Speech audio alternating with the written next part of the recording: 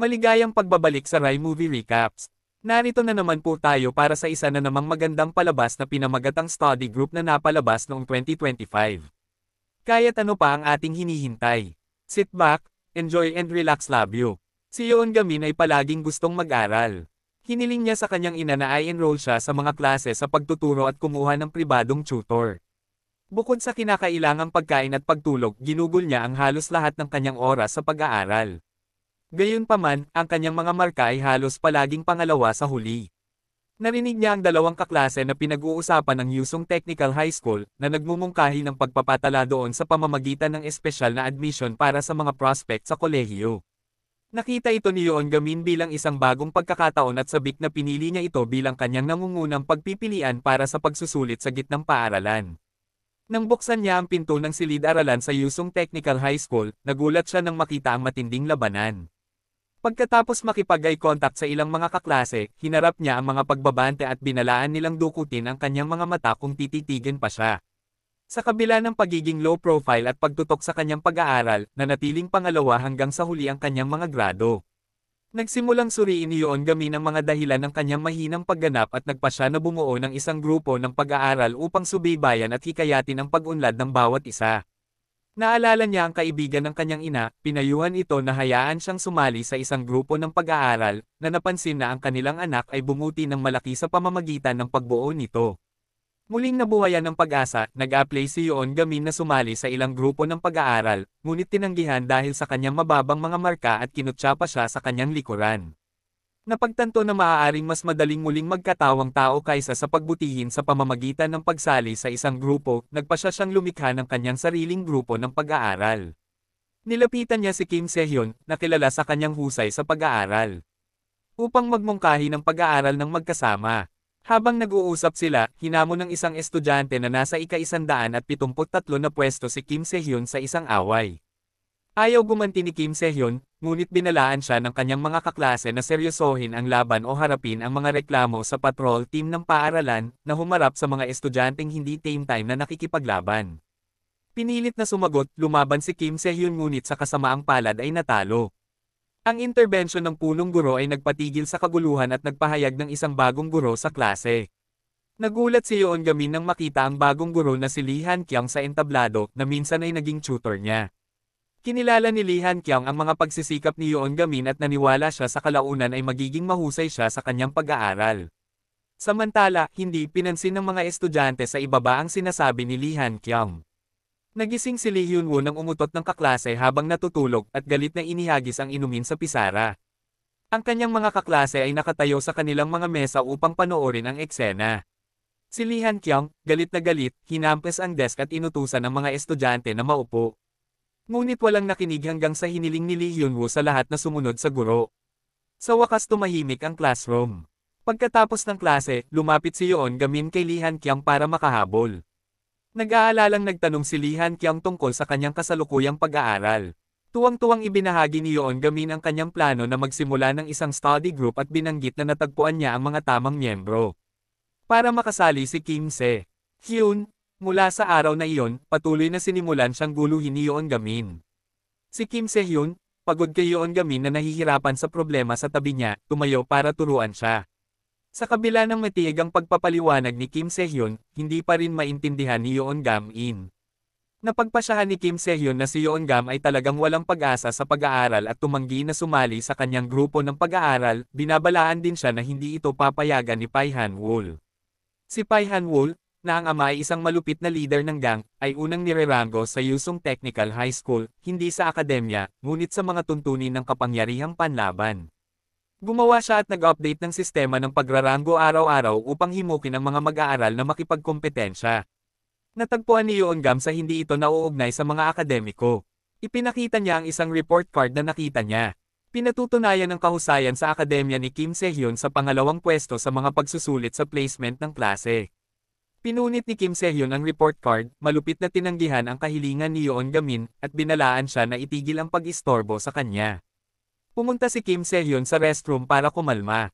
May nakabunggo sa kanya, at siya, nainis na si Yoon Gamin, ay humiling sa tao na umatras, ngunit nalaman niyang si Lee Hyun-woo sa halip ang humingi ng tawad sa pagkakamali. Pagkatapos ay humingi si Lee Hyun-woo ng 200,000 won mula sa kanya kinabukasan. Si Kim Se-hyun ay mukhang nababalisa at nahaharap sa panliligalig. Nang siya ay nawala ng pag-asa, si Yoon Gamin, na nakasuot ng maskara at may hawak na pamatay ng apoy, ay sumugod at iniligtas siya.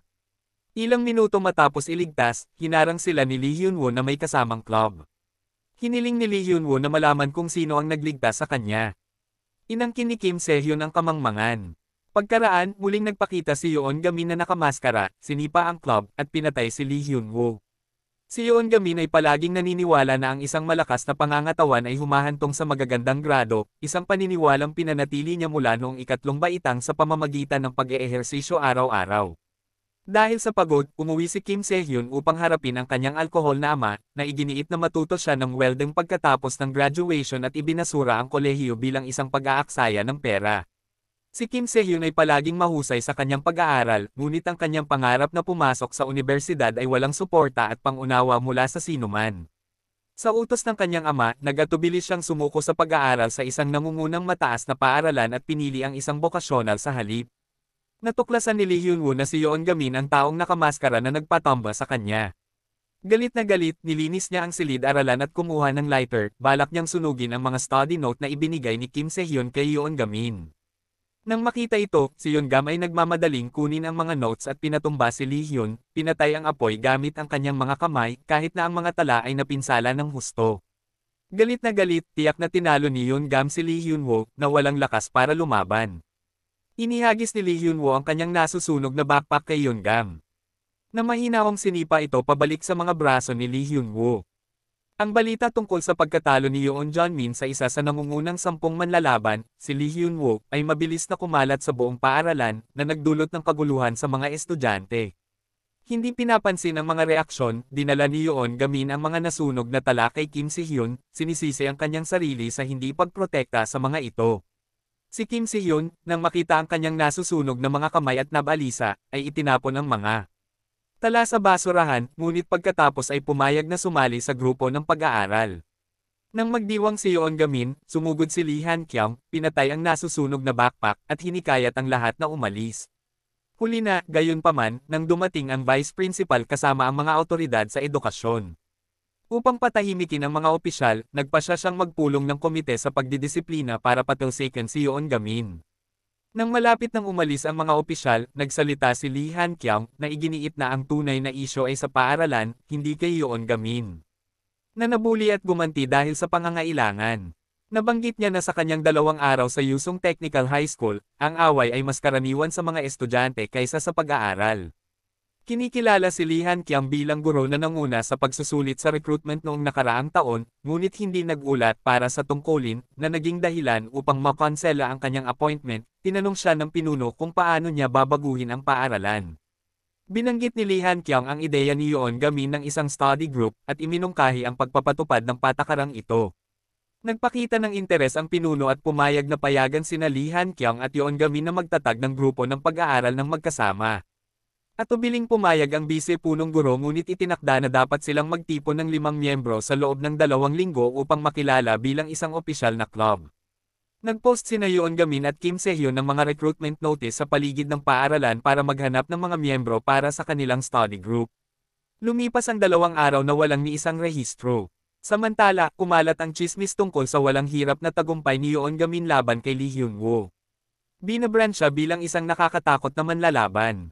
Isang batang lalaki ang pumangatlo sa labanan sa kanilang baitang ay hindi naniwala sa mga tsismis at, sa kabila ng pagtatangka ng iba na pigilan siya, hinamon si Yoon Gamin. Sa pag-aakalang interesado ang batang lalaki na sumali sa grupo ng pag-aaral, malugod siyang tinanggap ni Yoon Gamin at bumaling upang kumuha ng application form. Habang umaatake ang bata, si Yoon Gamin, na nakatuon sa paghahanap ng porma, ay madaling nakaiwas sa mga suntok ng hindi namamalayan. Binuksan ni Yoon Gamin ang isang kabinet para sa isang bagong anyo, hindi sinasadyang natamba ni Yoon Gamin ang batang lalaki gamit ang pinto ng kabinet, nakalimutan ang nangyari.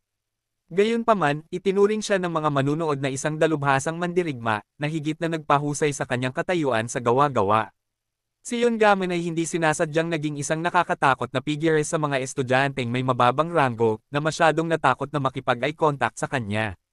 Kabalintunaan, gusto ni Yoon Gamin na pumili ng mga mag-aaral na mahilig mag-aral sa pamamagitan ng eye contact, ngunit wala siyang nakitang may kislap ng katalinuhan sa kanilang mga mata. Habang nagrereklamo kay Kim Sehyun, bigla niyang napansin ang isang pambihirang mukhang binata na papalapit. Ito ay si Park Gayon-yap, isang dating kaklase sa middle school na nag-aral sa USA. Sabik na inanyayahan siya ni Yoon Gamin na sumali sa study group. Si Park Gayon-yap, na batid ang mga paghihirap na kinaharap ni Kim Se-hyun dahil sa kanya, ay kinutya si Yoon Gamin dahil sa hindi sinasadyang pagdulot ng pinsala sa iba sa kanyang pagsisikap na bumuo ng grupo at tumanggi na sumali. Habang nauubos ang oras, iminungkahi ni Kim Se-hyun na si Yoon Gamin, dahil sa kanyang pangangatawan at kakayahan sa atleta, ay maaaring maging mas angkop sa sports. Gayunpaman, si Yoon Gamin ay may hilig sa pag-aaral sa kabila ng kanyang likas na talento sa atleta. Si Lee Han-kyung, nang makita ang kanilang paghihirap, ay dinala sila sa isang tindahan ng libro upang pasiglahin ang kanilang kalooban. Doon, bumili si Yoon Gamin ng ilang panulat, ipinaliwanag sa mga nakapaligid sa kanya na ang makinis na pagsulat ng mga panulat ay mabuti para sa paglutas ng mga problema sa matematika at na ang mga asul na panulat ay maaaring pasiglahin ang utak. Parehong nagbitiw sina Lee Han-kyung at Kim Se-hyun sa katotohanan na si Yoon Gamin ay lubusang nagsaliksik kahit na sa pag-aaral ng mga tool na may kaugnayan, ngunit ang kanyang akademikong pagganap ay nanatiling mababa. Matapos makipaghiwalay sa kanila, bumalik si Lee Han-kyung sa kanyang dormitoryo upang makitang nakabukas ang pinto at nanligaw si Lee Hyun sa loob kasama ang iba.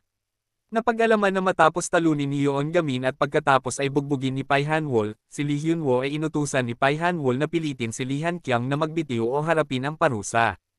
Noon lang, nakatanggap si Lee Han-kyung ng tawag mula kay Yoon Gamin na kailangang kunin ang isang librong napagkamalan niyang kinuha. Ngunit bago pa siya makasagot ay natamba na ni Lee Hyun-woo ang telepono sa kanyang kamay. Sa isang kritikal na sandali, biglang namatay ang mga ilaw sa dormitoryo. Isang lalaking estudyante ang pumasok, pinatumba ang lahat, at tinulungan siyang makatakas. Tumakbo sila papunta sa elevator at hinaranggan ang mga humahabol sa labas. Hinubad ng lalaking estudyante ang kanyang sombrero.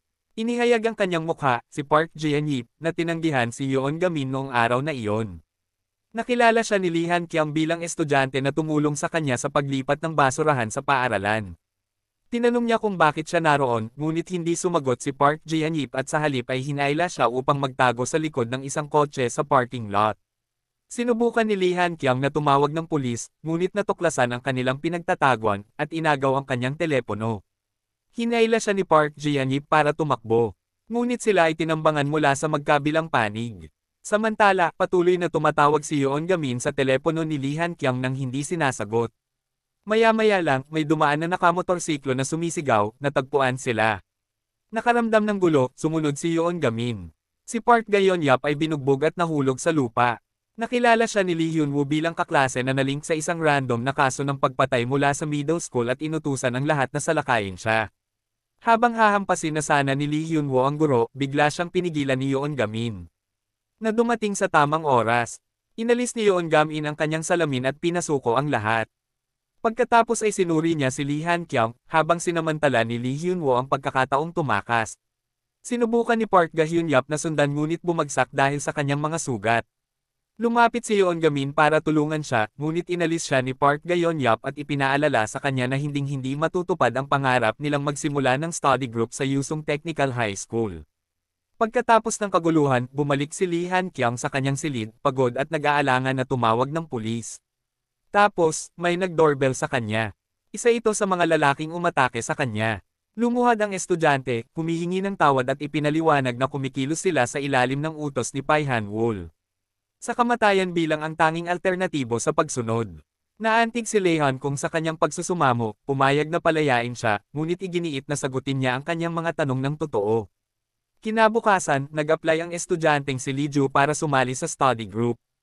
Tuwang-tuwang hinayla ni Young-min si Kim Si papunta sa kanyang klase nang matuklasan lang na all-girls class ito, at si Lee Ju ay kambal na kapatid ni Lee Woo. Isang babaeng mayabang na pinunit. Ang plano sa pag-aaral. Ginawa ni Lee Ju at ng kaibigan niyang si Choi Hyun.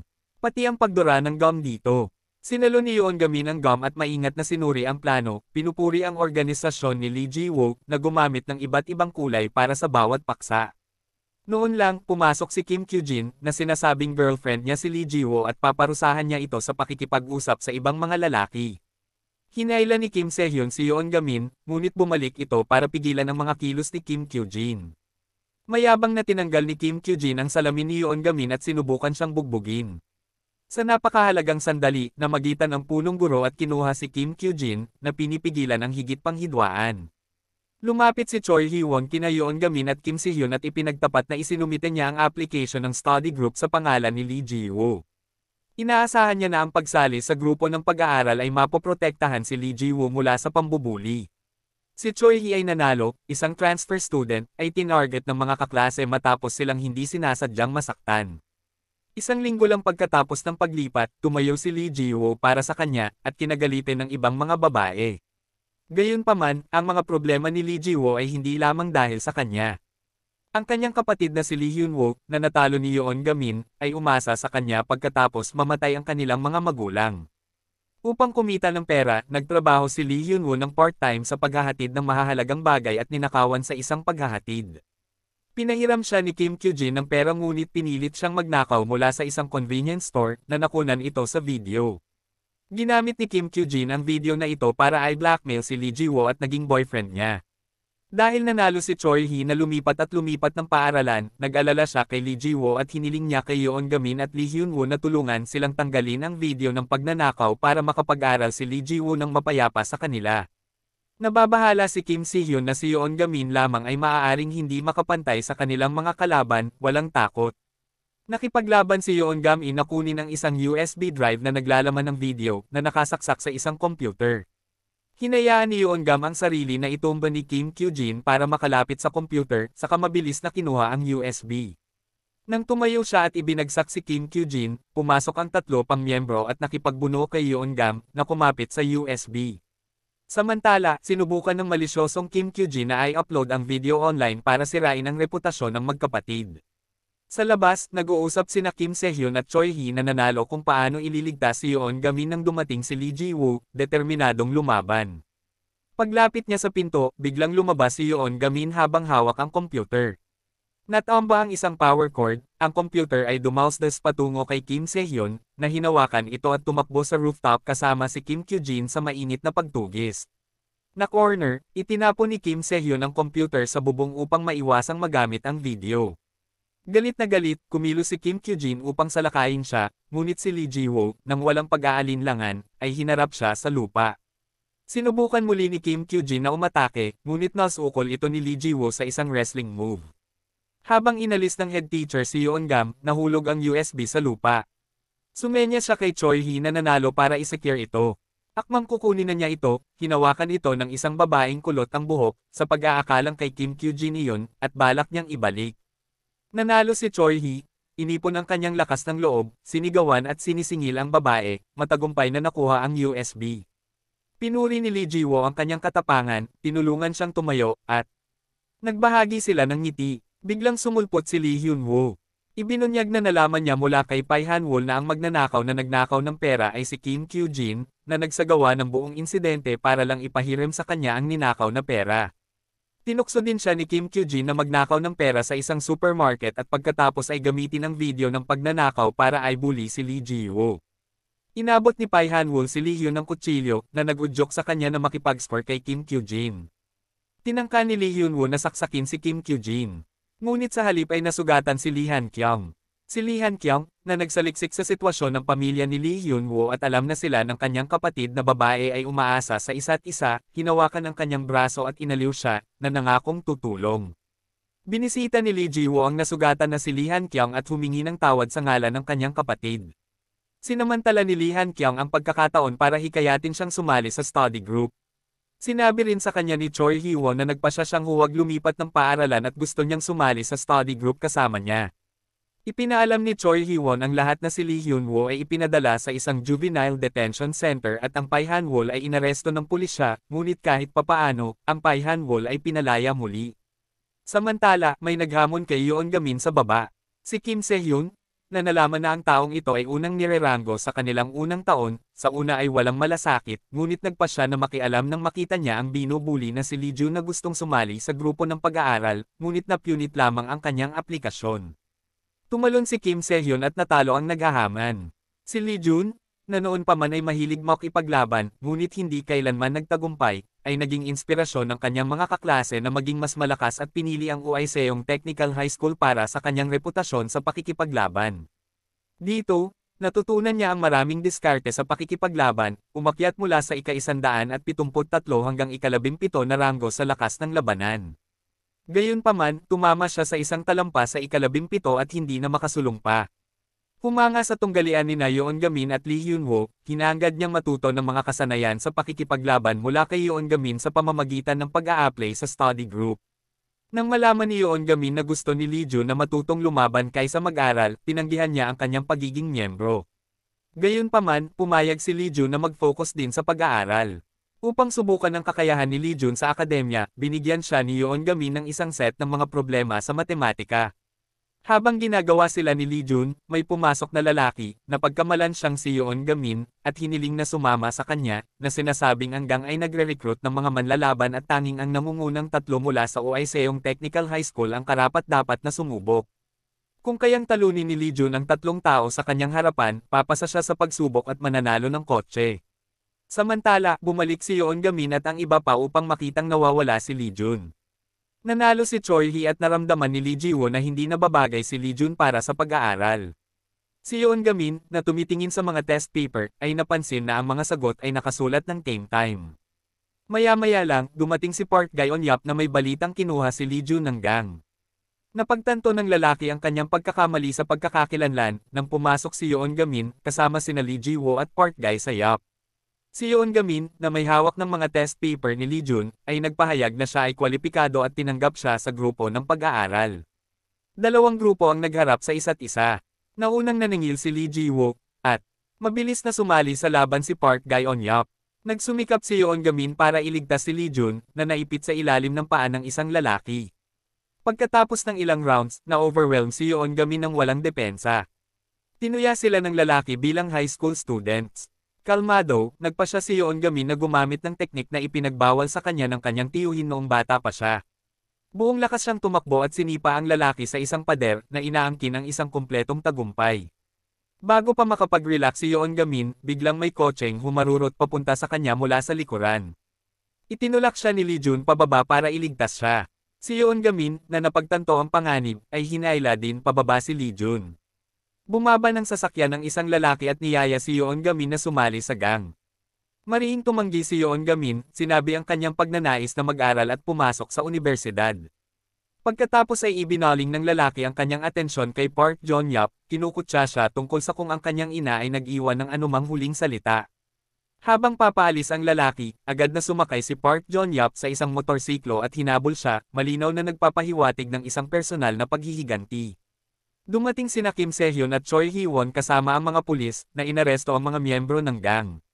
Bago umalis, inabot ng opisyal na namamahala kay Yeon Gamin ang isang business card, na nagpapasalamat sa kanilang tulong sa paghuli sa mga miyembro ng gang.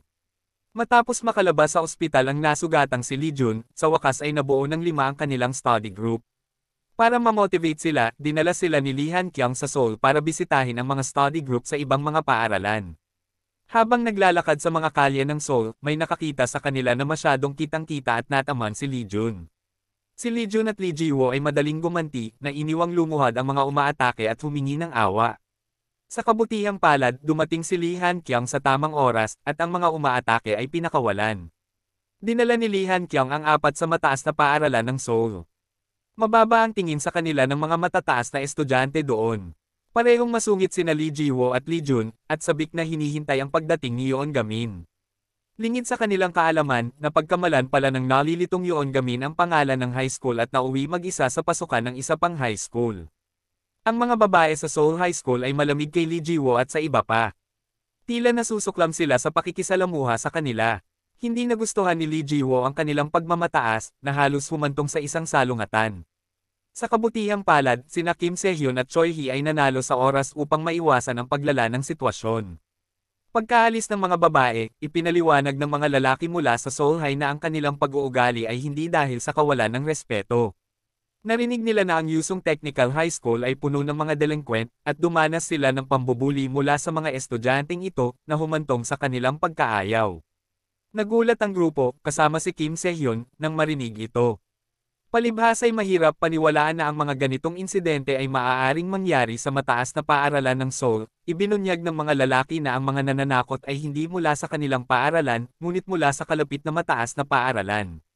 Inilarawan nila kung paano napilitang tawagan ng isang estudyante mula sa kalapit na paaralan na binubuli ang kanyang ina para sa pera.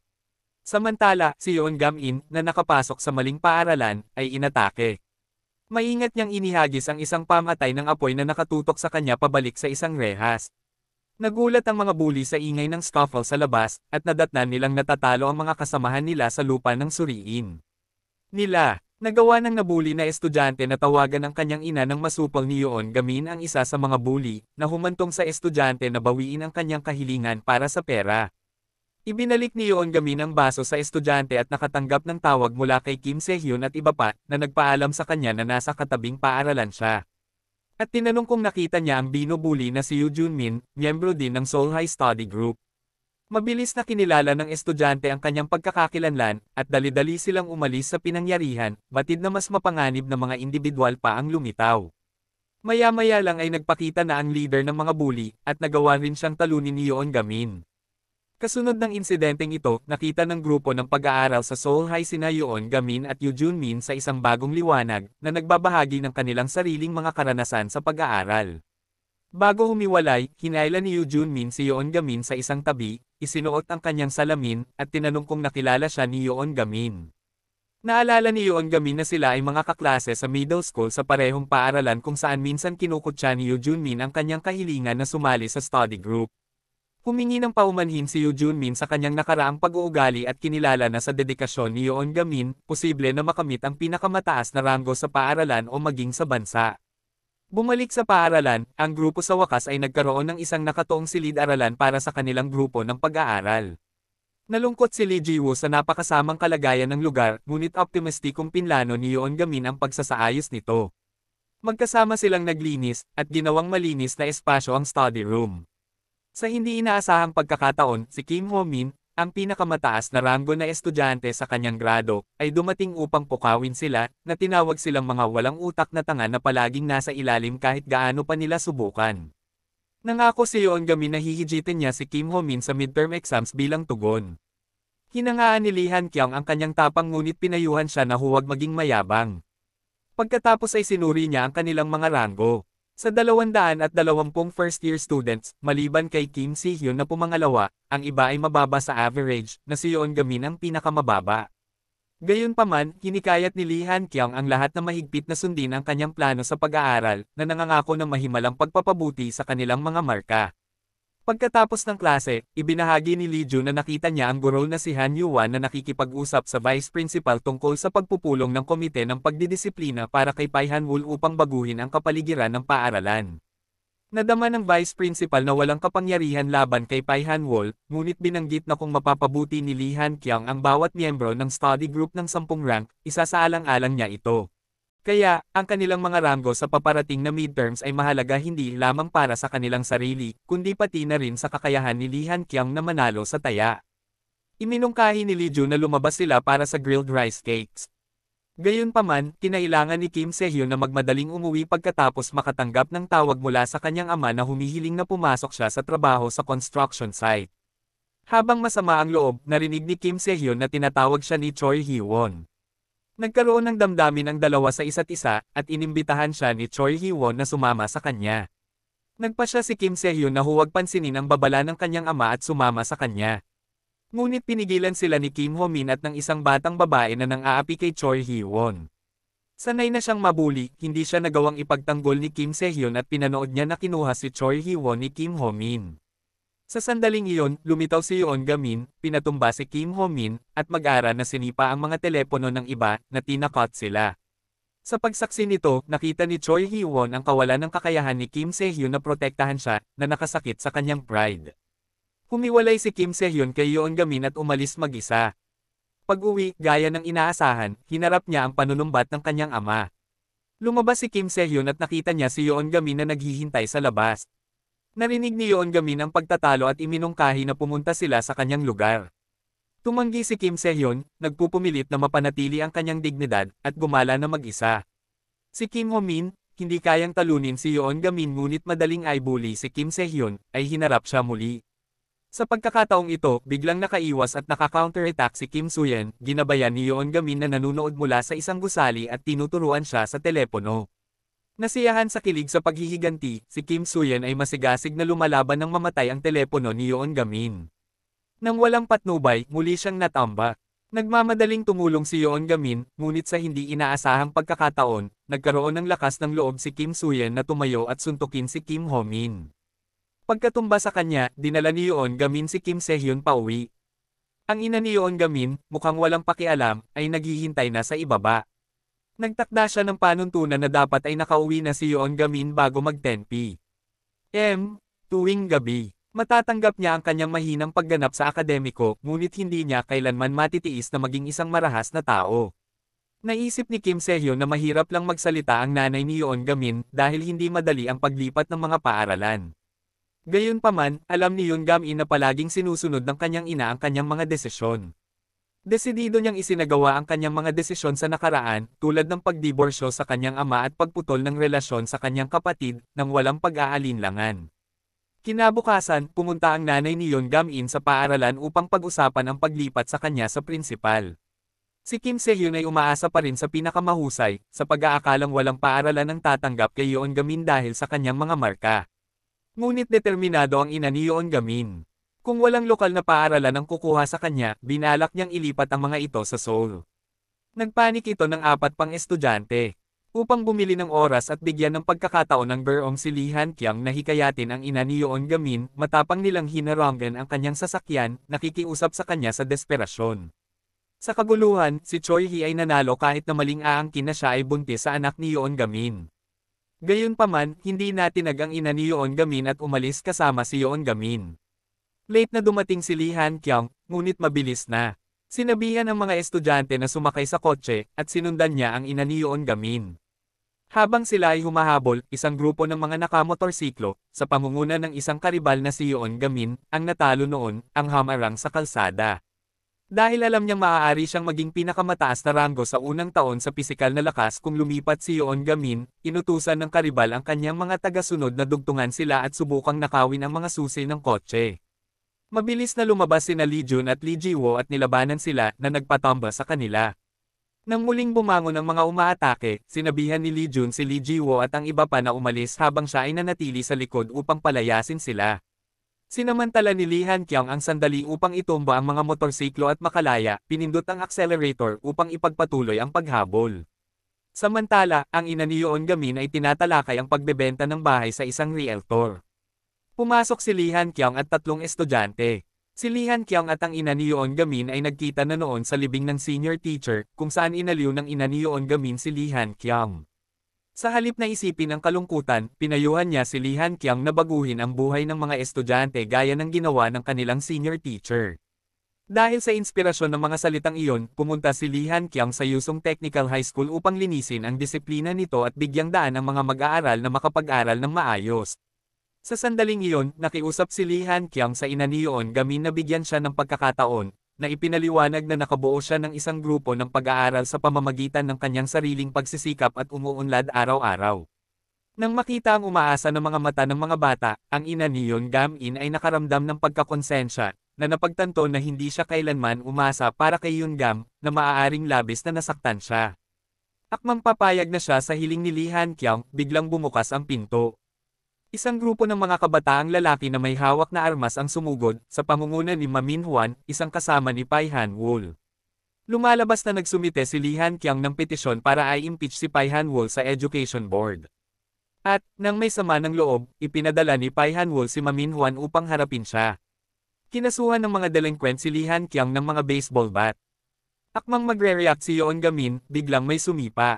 Sina Yoon Gamin, ang kanyang mga kaibigan, at ang kanyang ina ay magkasamang tinalo ang mga delinquent. Habang si Lee Han-kyung ay tatawag na sana ng pulis, bigla siyang binaril ni Ma Min-hwan. Nagmadali si Yoon Gamin para desarmahan si Ma Min-hwan, ngunit huli na ang lahat. Mabilis na pumasok ang kanyang ina upang protektahan si Lee Han-kyung at tinamaan siya sa ulo. Bumagsak sa lupa, ipinaalam ni Park Geun-hye kay Yoon Gamin na ang pag-atake ay isang paghihiganti para sa impeachment petition laban kay Pai Han-wol na hindi sinasadyang kinasasangkutan ng kanyang ina. Pinayuhan niya si Yoon Gamin na huwag basta-basta maghiganti laban kay Pai Han dahil may 3 bodyguard si Pai, pawang mga senior na estudyante, kaya mahirap silang talunin. Dahil sa ayaw nitong pabayaan, pumunta si Yoon Gamin sa teritoryo ni Pai Han-wol upang ipaghiganti ang kanyang ina. Agad siyang natamba sa unang paghaharap. Si Pai Han-wol, mayabang, ay nagutos sa isa sa kanyang mga tauhan na bugbugin si Yoon Gamin at bigyan siya ng sapat na hininga para bisitahin ang kanyang ina sa ospital. Pinigilan ni Yoon Gamin ang dalawa na aalis, na hinamon ng 3 sa isang rematch. Wala pa rin siyang kalaban-laban at napahiga sa lupa, malakas ang tibok ng puso niya. Naalala niya ang turo ng kanyang tiyuhin na kung maririnig niya ang malakas na tibok ng kanyang puso, nangangahulugan ito na ang kanyang kalooban ay nanginginig at ang pagpapatatag ay napakahalaga. Dahan-dahang tumayo si Yoon Gamin, pinakalma ang tibok ng puso niya, at pagkatapos ay gumamit ng pamamaraan na ipinagbawal sa kanya ng kanyang tiyuhin. Buong lakas siyang nag-counter-attack at nagawa niyang talunin ang 3. Pagkatapos ay hinarap ni Yoon Gamin si Pai Han-wol sa harap ng lahat ng mga estudyante at marahas na sinampal siya, na naghiganti sa kanyang ina. Pinuna ng Vice Principal si Lee Han-kyung sa pagsulat ng petisyon sa Education Board, na humantong sa maling akusasyon sa kanilang paaralan na nagsasanay ng mga recruit para sa mafia. Hiniling niya na humingi ng tawad si Lee Han-kyung sa lahat ng estudyante at guro. Nakatayo sa podium, ipinahayag ni Lee Han-kyung ang kanyang intensyon na gawing regular na high school ang paaralan. Isang taon bago nito, si Lee Han-kyung ay nagdiwang ng kaarawan ng isang guro sa Yusung Technical High School, kung saan ang pinakamalaking hiling ng guro ay baguhin ang mga estudyante. Maya-maya, dumating ang balita na ang guro ay sinaksak hanggang sa mamatay. Inuri ito ng pulisya bilang random murder. Nang marinig ng Vice Principal si Lee Han-kyung na binanggit ang guro, sumugod siya sa podium at inalis ang mikropono. Sabay sinipa ni Yoon Gamin ang pintuan ng gym at sinuntok si Pai Han-wol na agad namang gumanti. Tumayo, binalaan ni Yoon Gamin si Pai Han-wol na isa lamang siyang regular na high school student na nakakaramdam ng sakit at hindi dapat madala. Dahil sa hamon ng publiko, iminungkahi ni Ma Min-hwan si Pai Han-wol na makipag-usap kaagad kay Yoon Gamin. Sa halip, tumawag si Pai Han-wol para irekomenda ang kanyang subordinate, si Kim Sun-chul, ang panganay sa 3 magkakapatid. Samantala, si Kim Sun-chul ay nasa ospital at inaalagaan ang kanyang lolo, na nagnanais na maging matagumpay na tao ang kanyang apo. Hindi inaasahang nakilala ni Kim Sun-chul si Yoon Gamin na nag-aalaga sa kanyang ina sa parehong ospital. Nalaman niyang hinarap ni Yoon Gamin si Pai Han-wol upang ipaghiganti ang kanyang nasugatang ina. Bilang miyembro ng pamilya, lubos niyang naunawaan ang nararamdaman ni Yoon Gamin. Tinanong ni Yoon Gamin si Kim Sun-chul kung bakit sinunod niya ang utos ni Pai Han-wol noong gusto rin niyang mag-aral. Sa kanilang pag-aaway, napansin ni Yoon Gamin ang notebook ng bokabularyo ni Kim Sun-chul at napagtanto niyang kapareho niya ang pagnanais na matuto. Pakiramdam ni Kim Sun-chul ay nagbitiw, alam na ang pag-aaral ay para makakuha ng magandang trabaho, ngunit ang pagsama kay Pai Han-wol ay maaaring humantong sa isang malaking trabaho sa kumpanya, lalo na siya ay nasa kanyang senior year na may limitadong oras sa pag-aaral. Noon lang, nakatanggap ng tawag si Kim Sun-chul mula sa kanyang kasabwat, si Lee De-chul, na nagbabala sa kanya na magtago habang hinahanap siya ng mga miyembro ng gang. Habang nag-uusap sila, may lumabas na 2 miyembro ng gang. Nang makita ang kaba na ekspresyon ni Kim Sun-chul, kinwestiyon ni Yoon Gamin ang kanilang intensyon. Para protektahan si Yoon Gamin, sinabi ni Kim Sun-chul na hindi siya kilala, at kinuha siya ng mga miyembro ng gang. Nagring ang telepono ni Kim Sun-chul, at nakita ni Yoon Gamin na ito ay isang tawag mula sa kanyang lolo. Pumunta siya sa kwarto ng ospital para tulungan ang matanda sa mga sagot sa pagsusulit. Tuwang-tuwa ang lolo na nakakuha ng 4 na tanong na tama. Isa pa kaysa sa nakaraang araw. Ang pagsulong sa bawat araw ay isang masayang okasyon. Kinabukasan, lumabas ang balita na natagpuan ng mga pulis ang isang bangkay ng lalaki na pinagsasaksak hanggang sa mamatay.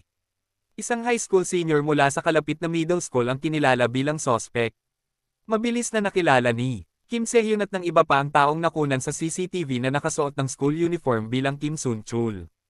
Tinanong ng officer in charge si Yoon Gamin tungkol sa pagkikita ni Kim Sun-chul sa ospital noong nakaraang gabi na kinumpirma ni Yoon Gamin. Pagkatapos ng paaralan, nanlumo si Yoon Gamin at napansin ni Kim Se-hyun ang kanyang hindi pangkaraniwang pag-uugali. Dahil alam niyang hindi siya naniniwalang si Kim Sun-chul ang mamamatay tao, inimbestigahan ni Kim Se-hyun at Choi Hee-wan ang kaso ni Kim Sun-chul at nalaman na mula nang ma-enroll si Pai Han-wol, tumaas ang bilang ng mga homicide na ginawa ng mga estudyante sa high school habang bumaba ang bilang ng krimen sa mga nasa hustong gulang. Dahil sa kanilang edad, ang mga high school ay legal na protektado at ang mga unang beses na nagkasala ay maaaring parolado sa loob ng ilang taon. Iminumungkahi ng mga alingawngaw na ang mga gang ay may mga panuntunan kung saan ang isa ay maaaring sumali sa isang kumpanya ng konstruksyon na pagmamayari hanggang pagkatapos magsilbi ng oras para sa pagpatay. Hinala nila si Kim Sun-chul ay ginagamit bilang scapegoat ng gang, ngunit walang ebidensya na magpapatunay sa kanyang inosente. Nang gabing iyon, si Yeon Gamin ay biglang pinigilan ni Lee Dae-chol, na nagsabing hindi si Kim Sun-chul ang kriminal. Habang nagsasalita siya, natamba siya ng mga miyembro ng gang na humahabol sa kanya. Ang mga miyembro ng gang, na inis sa panghihimasok ni Yeon Gamin, ay humarap sa kanya, ngunit natamba sila ni Yeon Gamin ng isang suntok. Sinabi ni Lee Dae-chul kay Yeon Gamin na nakita niya ang mga leader ng gang na naglilinis ng dagwang kutsilyo. Ibinahagi ni Yeon Gamin ang impormasyong ito sa kanyang grupo ng pag-aaral, na naniniwala sa mga salita ni Lee Dae-chul dahil nilingon siya ni Kim Sun-chul na may pinanibik na matuto nang umalis sa ospital. Upang mailigtas si Kim Sun-chul, kailangan nilang hanapin ang sandata ng pagpatay. Dahil nalinis ang sandata, ipinahiwatig nito na nilayon ng mamamatay tao na itago ito. Sina Yeon Gamin, Lee Jun, at Lee Ji-woo, na nakasuot ng iba pang uniforme sa paaralan, ay pumasok sa Talent Development Institute ng gang. Habang sina Kim Se-hyun at Choi Hee ay nanalo ay sinusubaybayan ang loob ng gusali gamit ang isang drone na nagdidirekta sa kanilang mga galaw. Matagumpay na nakapasok ang tatlo sa gusali, ngunit nagkahiwalay habang iniiwasan si Pai Han-wol at iba pa. Si Yeon Gamin ay nagtago sa pinakataas na palapag, aksidenteng nalock, habang si Lee Jun ay nakipag-away sa isang gwardya na nakakilala sa kanya, na hinimok si Lee Ji-woo na hanapin ang kutsilyo. Natagpuan ni Lee Ji-woo ang kutsilyo sa isang drawer. Ngunit nang siya ay aalis na, isang miyembro ng gang ang pumasok sa silid, na pinilit siyang magtago sa ilalim ng isang mesa. Sa pag-aakalang malinaw ang baybayin, sinubukan niyang gumapang palabas, ngunit natuklasan. Nakulong sa pagitan ng dalawang miyembro ng gang, sinubukan ni Lee Ji-woo na lumaban, ngunit natalo ito at nawala ng malay. Samantala, winasak ni Ma Min-hwan sina Kim Se-hyun at ang drone ni Choi Hee-won, na pinutol ang kanilang komunikasyon sa trio. Nakakulong sa rooftop, hindi alam ni Yeon Gamin ang sitwasyon ng kaibigan. Sinusubukang maghanap ng daan pababa, bigla siyang nakatanggap ng tawag mula kay Lee Han-kyung, na humiling sa kanya na ihanda ang kanyang workbook para sa pagtuturo. Dahil ayaw maghinala ni Lee Han-kyung, kinuha ni Yeon Gamin ang kanyang workbook mula sa kanyang bag, ngunit hindi sinasadyang nahulog ito sa lupa sa ibaba, na binuhat ng isang leader ng gang. Sumulyap pababa, nakita ni Yeon Gamin si Lee Ji-woo na sapilitang pinapasok ng mga miyembro ng gang sa isang kotse. Mabilis niyang ibinaba ang tawag at pilit na sinubukang bumaba. Isang miyembro ng gang, na may masamang hangarin, ang nagtangkang ilayo si Lee Ji-woo ng pribado. Sa kritikal na sandaling iyon, may hamarang sa kotse na humihiling sa kanya na palayain. Tinuya siya ng mga miyembro ng gang dahil sa pagpapakita niya. Ito pala ay si Kim Sun-chul, na may balak na sisihin. Kanina lang, tinanong ng opisyal na humahawak sa kaso si Kim Sun-chul tungkol sa pagpatay. Sinabihan siya ni Pai Han-wol na umamin, nangako sa pinakamahusay na abogado at sasagutin ang mga gastusin sa pagpapagamot ng kanyang lolo. Inabot pa niya kay Kim ang isang lawyer's card at basta na lang itinapon sa basurahan ang kanyang vocabulary book. Inamin ni Kim Sun-chul ang itinuro, ngunit nang tanungin tungkol sa mga detalye ng pagpatay, ang kanyang kwento ay puno ng mga butas. Naramdaman ng opisyal na may nangyari at pinaalalahanan siya na huwag sumuko sa kanyang buhay. Inaalala ang hiling ng kanyang lolo na maging mabuting tao siya, at tinanong ni Yeon Gamin kung gusto ba niya ang pag-aaral, nagpasya si Kim na huwag pababayaan ang mga tunay na nagmamalasakit sa kanya. Tumanggi siyang makorap tulad ni Pai Han-wol at humakbang pasulong upang iligtas si Lee Ji-woo. Gayunpaman, hindi siya katugma ng mga miyembro ng gang at mabilis na binugbog.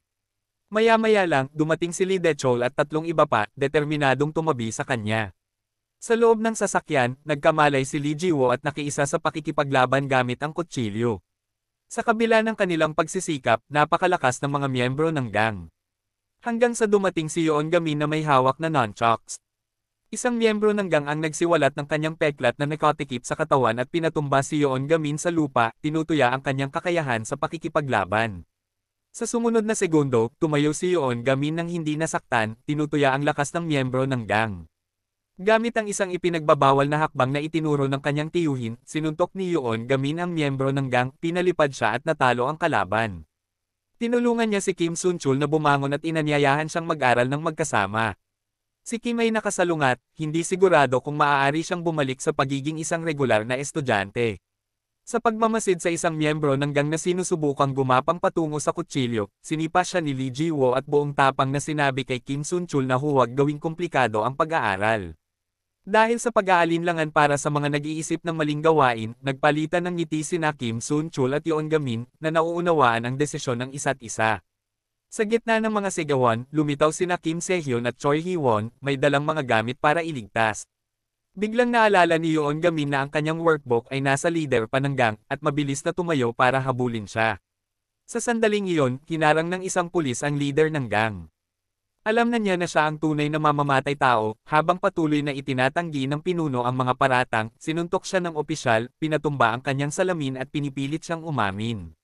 Nang ang pinuno ay naglabas ng isang nakatagong sandata para sa isang palihim na pag-atake, si Yoon Jae-man, mula sa likuran, ay natamba siya sa isang suntok. Pinarusahan ng mga kontrabida, at hinarap ng study group ang kanilang nakamamatay na midterm exams. Pagkatapos ng mga pagsusulit, excited nilang pinag-usapan ang kanilang mga sagot kasama ang nangungunang estudyante na si Kim Se-hyun. Nalungkot si Yoon Gamin na pagtantong iba ang kanyang mga sagot sa iba. Dahil sa pagkaantala sa kanyang pag-uwi, tinawagan ng ina ni Yoon Gamin na bagong labas ng ospital, si Lee Han-kyung upang ipahayag ang pag-aalala tungkol sa mood ni Yoon Gamin na karaniwang bumababa bago ilabas ang mga grado na nagpapalamig sa bahay. Pinapanatag siya ni Lee Han-kyung. Nang mapansin na kasama si Yoon Gamin sa kanyang grupo ng pag-aaral, napansin ni Kim Se-hyun ang pagkabalisa ni Yoon Gamin sa kanyang mga marka at inaliw siya nito. Umangat ang mood ni Yoon Gamin nang makatanggap siya ng tawag mula kay Lee De-chol, na nagpaalam sa kanya na may malubhang sakit ang lolo ni Kim Sun-chul. Desidido ang lolo, isang habang buhay na mahilig sa pag-aaral, na kumuha ng pagsusulit sa kabila ng kanyang kalagayan. Isinugod si Kim Sun-chul sa ospital ngunit naantala ng mga miyembro ng gang. Pagdating na bagbog, nakita niya si Yoon Gamin na tinutulungan ang kanyang lolo na tapusin ang pagsusulit, na tinutupad ang kanyang panghabang buhay na hiling. Pagkatapos, dumalo sila sa libing ng lolo. Si Yoon Gamin, sa pag-alala sa payo ng lolo, ay tiniyak kay Kim Sun-chul ng kagalakan sa pag-aaral, sa paniniwalang natagpuan na ito ni Kim Sun-chul. Binuksan ni Kim Sun-chul ang aklat ng bokabularyo ng kanyang lolo, nagpapasalamat kay Yoon Gamin sa pagtupad sa huling hiling ng kanyang lolo at pagtulong sa kanya mula sa kawalan ng pag-asa. Nangako siyang akuhin ang responsibilidad para sa kanyang buhay. Kasunod ng libing, inilabas ang mga resulta sa kalagitnaan ng termino. Unang nakapunto si Kim Se-hyun sa kanyang baitang, at ang iba ay tumaas din ng malaki. Ang pinaka-nakakatuwa ay ang pag-angat ni Yoon Gamin mula ika-220 hanggang ika-209. Si Lee Han-kyung, na may pinabuting mga marka ng grupo, ay lumapit sa vice principal. Ipinapaalala sa kanya ang kanyang pangako na magpatawag ng isang komite sa pagdidisiplina laban kay P. Han-wol. Di nagtagal, isang paunawa tungkol sa pagpupulong ng pagdidisiplina para kay P. Han-wol ay naipost sa paaralan. Si Kim Sun-chul, na ngayon ay naka-duty, ay pinahinto ang sasakyan ni P. Han-wol, na ipinatupad ang tuntunin ng paaralan na maglakad sa campus. Inis na sinulyapan ni P. Han-wol ang study group na may nakamamatay na tingin. Isang taon na ang nakalilipas, sa pagpupumilit ng Beong Si-woo, nagpa siya ang paaralan na magdaos ng isang paunang pulong na kinasasangkutan ni Pai Han-wol. Nanay Inhuan at iba pa upang itama ang moral na kapaligiran ng paaralan. Gayunpaman, si Pi Han-wol, na nagtatanim ng sama ng loob, pinatay ang Beong Si-woo. May iba siyang sisihin, habang siya ay nanatiling malaya. Nag-aalala si Park Gye-nip na baka sundin ni Lee Han-kyung ang Kang-unos-lunos na sinapit ng kanyang ina. Sa kabila ng mga panganib, tumanggi si Lee Han-kyung na sumuko sa masasamang puwersa. Desididong tuparin ang kagustuhan ni Teacher Woo, nangako si Pai Han-woo sa kanyang ama na lulutasin niya ang krisis ng kasing perpektong nangyari noong isang taon. Online, isang video ni Yoon Gamin at ng iba pa na nagtatangkang iligtas si Kim Sun-chul ay malisyosong inedit upang maling ilarawan sila bilang mga magnanakaw na sangkot sa isang away. Maraming internet celebrity ang sumalakay sa paaralan na inakusahan ang study group bilang mga thug at sinusubukang palakihin ang insidente. Ang bise-punong guro ay nagplano na magsagawa ng isang paunang pulong tungkol sa grupo ng pag-aaral. Maliban kung bawiin ni Lee Han-kyung ang kanyang mga akusasyon laban kay Pai Han-wol, inaliw ni Lee Han-kyung ang 5 miyembro ng grupo na tiniyak sa kanila na ang kanilang mga aksyon upang iligtas si Kim Sun-chul ay may mabuting intensyon at hindi niya sila sisisihin. Hinimok niya ang mga ito na tiisin ang hindi patas na pagtrato at huwag kumilos ng padalos-dalos, lalo na si Yoon Gamin. Biglang sumiklab ang gulo sa school. Nag-atake ang mga estudyante ng walang dahilan. Nagbigay ng bounty si P. Han-wol. Ang mga mag-aaral na tumaas ang kanilang ranggo sa labanan sa loob ng 1 oras ay makakatanggap ng 1 milyong Korean won. Ang insentibo sa pananalapi ay humantong sa mga mag-aaral na lumaban ng mahigpit kahit na laban kay Kim Se-hyun. Nakaraniwang nagustuhan. Nalungkot at nalilito, nag-alinlangan si Kim Se-hyun sa kanilang kakayahang baguhin ang sitwasyon ng paaralan. Nakatanggap siya ng tawag at nagmamadaling pumunta sa isang construction site.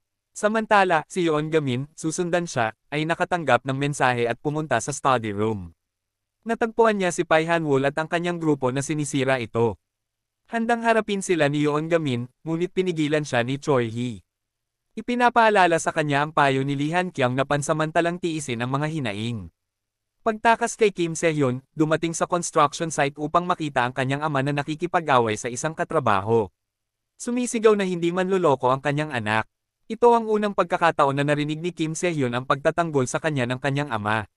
Dahil sa pakiramdam na wala siyang kapangyarihan at nagkasala, nagpasya siyang hindi na bumalik sa paaralan at magsimulang magtrabaho sa lugar ng konstruksyon kinabukasan. Sabay-sabay na iniuwi si Choi Hee-won ng kanyang mga magulang na nagbabawal sa kanya na makisama sa study group. Hindi alam ang sitwasyon, nag-message si Lee Jun sa grupo para tingnan ang lahat. Sisigat pa lang si Yoon Gamin, napansin niyang umalis na si Kim Se-hyun sa grupo. Ang kanyang ina, na napansin ang kanyang pagkabalisa, ay nagtanong kung ano ang nangyari. Ibinunyag ni Yoon Gamin na malapit nang mag-disband ang study group. Inaliw siya ng kanyang ina, binanggit na pinayagan siya nitong manatili sa paaralan dahil nakita niya kung gaano siya kasaya kasama ang kanyang mga kaibigan. Si Yoon Gamin, na inspirasyon ng mga nakaraang hamon na nalampasan niya kasama ng mga kaibigan, ay nanambalik ang kanyang espiritu. Naglinis muna siya ng study room at saka sumama kay Kim Se-hyun sa construction site. Nang hinimok siya ni Kim Se-hyun na umuwi, ipinahayag ni Yoon Gamin ang kanyang determinasyon na pumasok sa kolehiyo kasama si Kim Se-hyun. Dahil sa pasya ni Yoon Gamin, nakiusap si Kim Se-hyun sa kanyang ama na nakaluhod. Humihingi ng 3 taon para mag-aral at nangangakong magsisikap na makapasok sa isang nangungunang unibersidad at mapabuti ang kanilang buhay. Tiniyak ni Yoon Gamin sa ama ni Kim Se-hyun na si Kim ay magiging kaibigan ng may-ari ng gusali pagkatapos magtagumpay. Magkasama silang bumisita sa bahay ni Choi Hee-won, na pinabilib ang kanyang mga magulang sa matataas na marka ni Kim Se-hyun at isang basket ng blueberries. Nakuha rin nila si Lee Ji-woo sa kanyang trabaho sa convenience store. Tuwang-tuwa si Lee Ju nang makitang sumama muli si Kim Se-hyun sa group chat dahil nakaligtas ang study group sa banta ng pagkadisband. Tumanggi si Lee Han-kyung na bawiin ang kanyang mga akusasyon laban kay Pai Han-wol at iginiit na magpatuloy sa paunang pulong. Isang araw bago ang pulong, ipinatawag ng vice principal si Lee Han-kyung sa paaralan. Dahil hindi siya napigilan, binalak niyang ibunyag ang kaugnayan ng paaralan sa gang. Ang pulis ay naghinala ng isang bitag at pinayuhan si Lee Han-kyung na huwag pumunta. Ngunit nagpasya siyang kumilos bilang pain para mangalap ng ebidensya. Sa kanilang pag-uusap, nag-record si Lee Han-kyung sa kanyang telepono habang inamin ng vice principal na ang paaralan ay kaharian ni Pai Han-wol, na nagsisilbing bigyang kapangyarihan ang gang at maglaban ng pera. Hinangaan niya ang katapangan nito. Nang ihayag niya ito, namatay ang mga ilaw sa gusali, at mabilis siyang umalis, na tila nakapila. Pumunta si Lee Han-kyung sa hallway para tingnan at pinalibutan agad ni Pai Han-wol at Ma Min-hwan. Habang umaatake sila, binalaan niya sila na malapit na ang mga pulis at dapat silang umatras. Inihanda, nag-install si Lee Han-kyung ng recording device sa kanyang button at nakipag-ayos sa pulis na mamagitin kung hindi siya lalabas sa loob ng 30 minuto.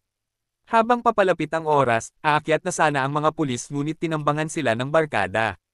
Tinuya ni Pi Han-wol si Lee Han-kyung tungkol sa kanyang pag-asa na maligtas. Pati ang mga opisyal ay nakompromiso. Sa gitna ng kanyang lumalaking pagkabalisa, biglang inihayag ng intercom ng paaralan ang babala ni Choi Hee-won na malapit na ang katapusan ni Pai Han-wol.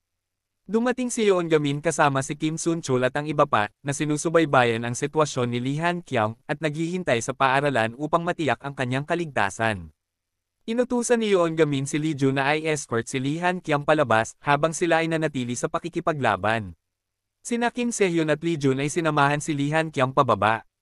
Sa ikalawang palapag, hinarang ni Ma Min-hwan ang kanilang dinadaanan. Sinabi ni Kim na binitawan niya si Lee Han Kung kay Lee Jo at hinarap si Ma Min-hwan. Gayunpaman, sa unang palapag, hinarang sila ng isang childhood friend ni Lee Jo na ngayon ay nasa ilalim ni Han Wol. Hinimok ni Lee Jon si Lee Han Kung na tumakbo habang nanatili siya upang harapin ang kanyang kaibigan mula una hanggang ikaapat na palapag, apat na individual ang humarap sa kanilang mga kalaban na lahat ay dahado.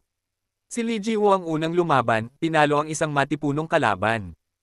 Pagkatapos ay nakipagtulungan siya kay Kim Sun-chul, na ginawang tagumpay ang dalawa sa dalawang labanan. Si Lee Jun, na bumunot ng kutsilyo sa kanyang dibdib, ay mabilis at tiyak na nagpabagsak sa isang kaibigan. Samantala si Kim Sehyun ay hinabol ni Ma Min-hwan na may baril. Hanggang sa naubusan ng bala si Ma Min-hwan ay hinarap siya ni Kim Sehyun.